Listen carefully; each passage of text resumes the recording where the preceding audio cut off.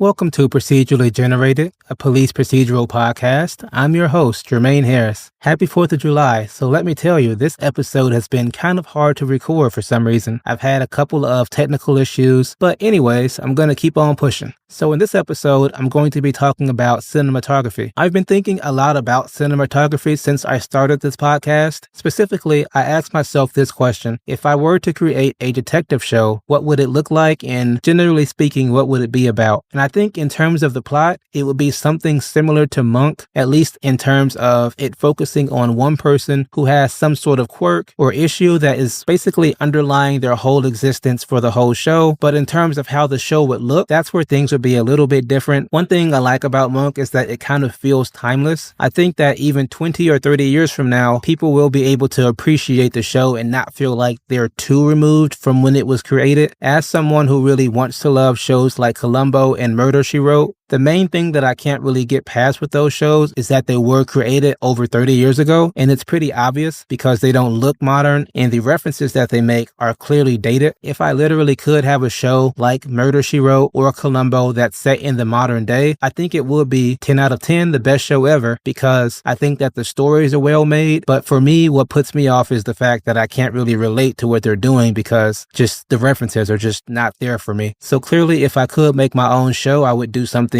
similar to either of those, or do something similar to what I said earlier about Monk, and just make sure that the camera work is something modern. I think that Monk's grainy filter works for the show and it doesn't really take me out of it, but I also wouldn't use it for my own show because I feel like it's kind of an older filter to use. You know, it feels more like a filter you would use for a show that came out in the 2000s. So those are my current thoughts about cinematography. I've never gone to film school, but I'm eager to keep learning. So don't be surprised if I make a follow-up episode to this where I talk a bit more about specific things from specific shows that I do or don't like and things that I would have done differently.